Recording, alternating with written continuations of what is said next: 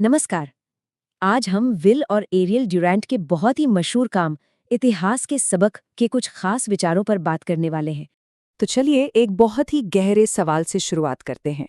क्या इंसानी इतिहास बस एक अंतहीन साइकिल है जिसमें हम वही गलतियां बार बार दोहराते रहते हैं, या फिर इसमें कोई गहरा सबक छिपा है?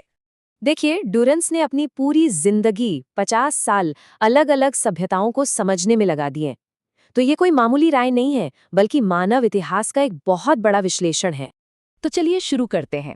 डुरैंट्स के मुताबिक सभ्यताओं को 3 बड़े तनाव आकार देते हैं, और इनमें से पहला है प्रतिस्पर्धा बनाम सहयोग। डुरैंट्स का तर्क है कि प्रकृति का पहला नियम ही कंपटीशन है, यानी प्रतिस्पर्धा। और ये सिर्फ व्यापार के बारे में नहीं है, ये जीने और बने रहने के बारे में है। और यही नियम इंसानी समाज पर भी लागू होता है। सहयोग असल में प्रतिस्पर्धा का उल्टा नहीं है।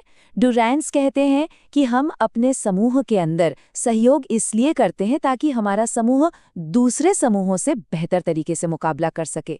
तो देखा जाए तो ये भी एक तरह की प्रतिस्पर्धा ही है। ये एक चौंकाने वाला लेकिन बहुत लॉजिकल विचार है।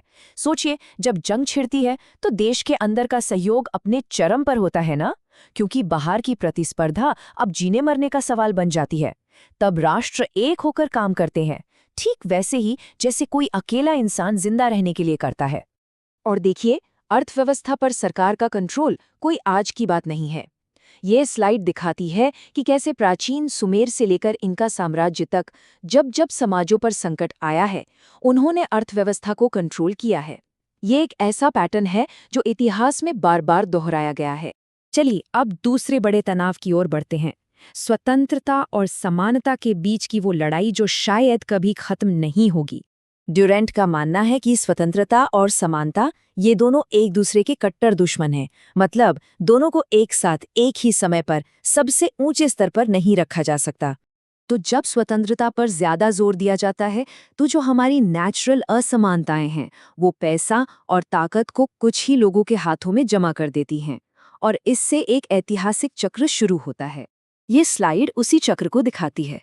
ये स्वतंत्रता से शुरू होता है, जिससे धन कुछ हाथों में सिमट जाता है। फिर आता है संकट, जहां या तो कानून के जरिए धन का पुनर्वितरण होता है, जैसा सोलोन के एथेंस में हुआ, या फिर एक क्रांति होती है, जैसा फ्रांस में हुआ। ये एक बहुत ही पावरफुल साइकिल है जिसने पूरे इतिहास में समाजों को आकार दिया है। और अब हम आते हैं आखिरी तनाव पर, बदलाव और परंपरा के बीच की खींचतान। यहाँ हम सामाजिक विकास की बात कर रहे हैं, बायोलॉजिकल नहीं। ये नए विचारों और स्थापित परंपराओं के बीच एक लगातार चलने वाली कशमकश है। तो समाज में बदलाव आता कैसे है? ये अक्सर एक साहसिक विचार वाले इंसान से शुरू होता है, फिर एक छोटा समूह उस विचार को अपनाता है, और आखिर में अगर वो आइडिया कामयाब हो जाता है तो ज्यादातर लोग उसे फॉलो करने लगते हैं। समाज में तरक्की का यही तरीका है। लेकिन ड्यूरेंट्स का तर्क है कि परंपरा भी उतनी ही जरूरी है जितना कि नयापन। परंपरा हानिकारक विचारों को फिल्टर करने और समाज में स्थिरता बनाए रखने में मदद करती है। ये संघर्ष समाज को तोड़ता नहीं है, बल्कि जरूरी है। ये एक मजबूत और लचीला समाज बनाता है जो आगे भी बढ़ सकता है और स्थिर भी रह सकता है। तो इन सब ऐतिहासिक ताकतों को समझने के बाद ड्यूरेंट्स हमें एक आखिरी विचार के साथ छोड़ते हैं। इतिहास का सबसे पहला सबक विनम्रता है। समय के इस विशाल सागर में हमारी जिंदगी और हमारा दौर बस एक छोटा सा पल है।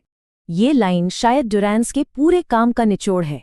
हमारा आज हमारे अतीत से ही बना है, और अतीत को समझकर ही हम आज को समझ सकते हैं, ताकि आने वाले कल के लिए बेहतर फैसले ले सकें। तो इतिहास के इन पैटर्न्स को जानने के बाद इस चलती हुई कहानी में हमारी भूमिका क्या है? क्या हम इन चक्रों को दोहराने के लिए मजबूर हैं, या हम इतिहास से सीखकर एक बेहतर भविष्य बना सकते हैं? इसका जवाब हम सबको मिलकर ढूंढना है।